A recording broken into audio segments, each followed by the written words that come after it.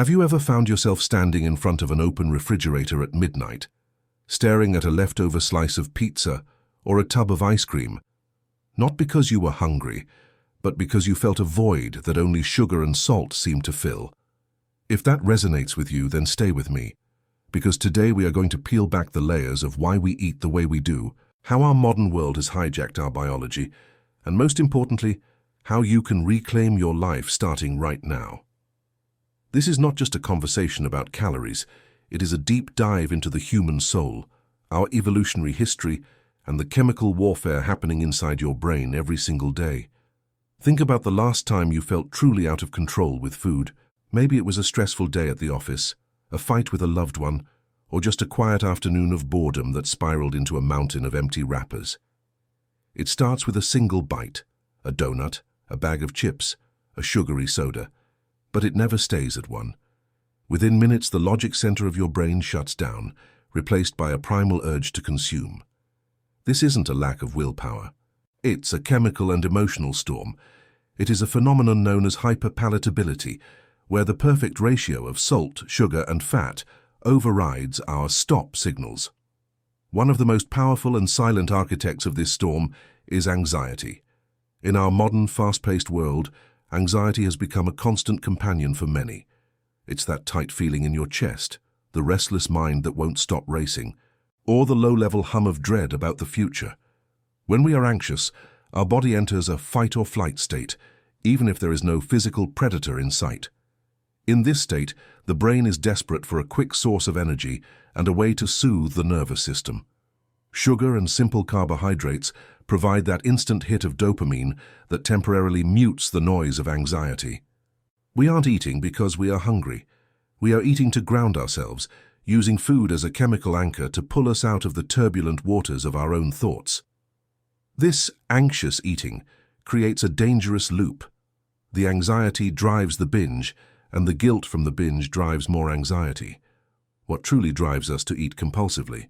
Why do we choose the very things we know are destroying our bodies? To understand this, we have to look back at our ancestors. For thousands of years, humans lived in a world of scarcity. If our ancestors found a beehive or a bush of sweet berries, their brains signaled them to eat as much as possible because they didn't know when their next meal would come. Sugar meant energy.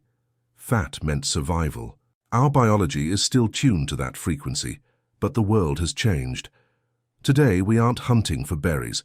We are being hunted by corporations that design food-like substances specifically to trigger those ancient survival mechanisms.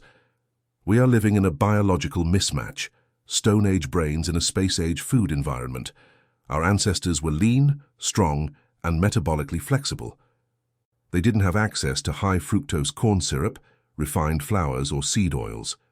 They ate what the earth provided: fiber-rich plants, wild proteins, and clean water. Chronic diseases like type 2 diabetes, fatty liver disease, and extreme obesity were virtually non-existent because their bodies weren't constantly flooded with insulin-spiking carbohydrates and liquid sugars. When we drink a soda today, we are hitting our liver with a massive dose of fructose that it simply isn't designed to handle. It's like pouring gasoline on a fire that's already burning out of control. Our livers, overwhelmed, turn that sugar into fat almost instantly, leading to a cascade of metabolic dysfunction that leaves us sicker and hungrier. The physical toll of a modern, unbalanced diet is staggering. It's not just about the numbers on the scale. It's about the silent inflammation ravaging your arteries, the brain fog that clouds your focus, and the constant fatigue that makes every step feel like you're walking through mud. When we overconsume sugars and refined carbs, we trap ourselves in a cycle of glucose spikes and crashes. You eat, your blood sugar skyrockets. Insulin rushes in to clear it. Your sugar crashes, and then your brain screams for more sugar to fix the low. It is a biological roller coaster that leaves you exhausted and hungry, even when you've just eaten. Your body is literally starving in a land of plenty because the nutrients aren't reaching your cells. They are being locked away in your fat stores by the very insulin meant to save you. Consider the reality of what happens to your brain when you consume liquid sugars. Drinks like soda, sweetened coffees, and even commercial fruit juices bypass the chewing mechanism. which is a vital part of our satiety signaling. By the time your brain realizes you've consumed 500 calories of sugar, it's already in your bloodstream, wreaking havoc on your hormones. This constant bathing of our receptors in dopamine leads to a state of desensitization. Much like a drug addict needs more of a substance to get the same high, we need more sugar to feel the same comfort. This is the physiological engine of the binge. But let's talk about what's really happening behind the scenes, the emotional landscape. For many of us, food is the only friend that doesn't judge. It's a temporary escape from anxiety, trauma, or the crushing weight of loneliness. We use sugar to numb the pain of not feeling enough. We use heavy meals to weigh ourselves down so we don't have to feel the lightness of vulnerability. This is where the compulsion lives, not in the stomach, but in the heart. We eat because we are trying to fill a hole that has nothing to do with nutrition. Let's look at a real-world example. Imagine James, a man in his late 40s who worked 60 hours a week in a high-pressure environment. For years, James used food as his reward system. Every night on the way home, he would stop at 2 different fast food drive-thrus so the employees wouldn't realize how much he was ordering for just one person. He would eat in his car, in the dark, feeling a strange mix of euphoria and intense self-loathing. James wasn't hungry, he was exhausted and felt unappreciated. The burgers were his thank you to himself, but that thank you was killing him. He developed hypertension and sleep apnea, and his joints ached constantly. The weight wasn't just fat, it was the physical manifestation of his unexpressed stress. Or consider the story of Sarah. Sarah was a high achiever, a mother of 2 and a devoted wife. On the outside, she had it all. But every night, once the house was quiet, she would hide in the pantry and consume thousands of calories of cookies and bread. She felt a deep, gnawing shame. She told herself she was lazy and weak. But Sarah wasn't weak. She was drowning in suppressed emotions from a childhood where her feelings were never validated. Food was her only comfort. It was the only thing that made her feel safe. It wasn't until she sought professional help, both from a nutritionist to heal her metabolism and a therapist to heal her heart, that the cycle began to break. Sarah had to learn that her hunger was actually a cry for connection. The role of refined carbohydrates cannot be overstated. When we eat bread, pasta, and pastries, our bodies break them down into simple sugars almost instantly. This triggers a massive release of insulin, the fat storage hormone. Over time, our cells become deaf to insulin's signal, a condition called insulin resistance. When this happens, your body can't effectively use the food you eat for energy. Instead, it stores it as fat and your brain thinks you are starving because the energy isn't getting into the cells.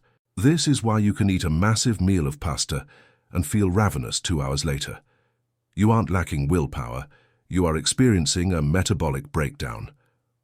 Furthermore, we must address the bliss point. Food scientists spend millions of dollars to find the exact combination of ingredients that make a product irresistible. They know that if they hit that bliss point, your brain's reward system will light up like a Christmas tree, overriding your prefrontal cortex, the part of your brain responsible for long-term planning and ethics. When you are staring at that bag of chips, you are fighting against a team of PhDs whose job it is to make sure you can't stop at one. You are bringing a knife to a gunfight. This is why it is so crucial to seek professional guidance. You cannot navigate this ocean alone. A doctor can check your hormonal levels, leptin, ghrelin, and insulin, to see if your hunger switches are physically broken. Leptin is the hormone that tells you to stop eating. In many people with chronic obesity, the brain becomes leptin resistant. You could have a year's worth of energy stored on your body, but your brain thinks you are dying of hunger. A nutritionist can help you transition back to a way of eating that honors your biology, focusing on whole foods that nourish rather than addict. They can help you rediscover the taste of real food, the subtle sweetness of a carrot, the richness of an avocado, the savory depth of pasture-raised meat. And perhaps most importantly, psychological support can help you unpack the why behind the bite. Why do you feel the need to hide? Why does the idea of a salad feel like a punishment, while a pizza feels like a hug? Healing the relationship with food requires healing the relationship with yourself. It involves uncovering the emotional hunger and finding healthier ways to soothe it. Maybe it's through art, movement, deep conversation, or simply learning to sit with your feelings instead of eating them. The path to health is paved with self-love and forgiveness. Every time you stumble, every time you find yourself back in that cycle, you must resist the urge to punish yourself. Self-hatred is the fuel that keeps the fire of addiction burning. When you shame yourself, your cortisol levels rise. Cortisol is the stress hormone, and high cortisol levels drive cravings for high-sugar, high-fat foods. So, by hating yourself for eating, you are literally making it harder for your body to stop eating. It is a vicious, self-sustaining cycle.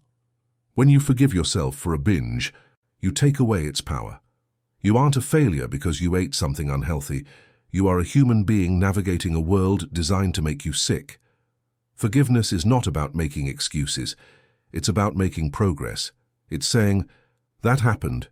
It was a response to stress, and now I'm going to make the next best choice.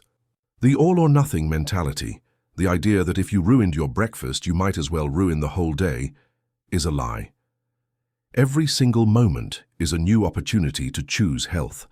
Think about the incredible resilience of the human body. Even after years of abuse, the body wants to heal. Within days of removing refined sugars and inflammatory oils, your taste buds start to change. Within weeks, your energy levels stabilize.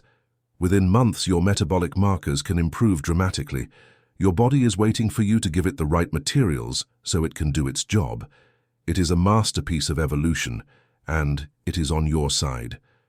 Imagine waking up and actually liking the person you see in the mirror, not because they are a certain size, but because they are strong, resilient, and finally listening to what their body truly needs.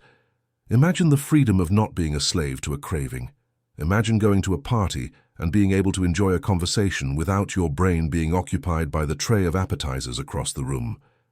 That freedom starts with the decision to treat yourself with the same kindness you would offer a dear friend. You wouldn't scream at a friend who was struggling. You would offer them a hand. Do that for yourself. Recognize that your compulsive eating was a survival strategy that served a purpose at some point, but it's a strategy you no longer need. You are safe now. You are in control. You deserve to be healthy. You deserve to feel light, not just in weight, but in spirit. You deserve to live a long life, free from the complications of a broken metabolism, free from the shadow of type 2 diabetes, heart disease, and cognitive decline. It starts with one better choice. One glass of water instead of a soda. One walk in the park instead of a night on the couch. One moment of deep breathing instead of reaching for the snack drawer. Our ancestors moved through the world with purpose and vitality. They didn't count calories because they ate food that was naturally self-limiting. You can return to that state of being. It requires unlearning the habits of a lifetime, but the reward is your very life. You have the power to rewrite your story. Your ancestors gave you the blueprint for health. It's time to pick it up and start building. It's time to clear away the rubble of processed foods and emotional baggage and build a temple of health and self-respect. As you move forward from today, remember that you are more than your struggles, more than your weight, and more than your mistakes. You are a miracle of biology and spirit. Every cell in your body is working to keep you alive and thriving. Honor that work. Treat yourself with grace. Nourish yourself with truth. And never forget that you are worthy of a beautiful, vibrant, and healthy life. The journey isn't always easy, but I promise you, it is worth it. You are worth it. May you find the strength to be gentle with yourself. May you find the courage to face your shadows without using food as a shield. And may you discover that the most delicious thing in the world isn't a candy bar or a soda. It is the feeling of being truly, deeply, and healthily alive. If you love this story and want to hear more like it, please hit that subscribe button. It truly means the world to us and helps us grow. And hey, while you're at it, let's aim for 50 likes on this video. Help us smash that goal.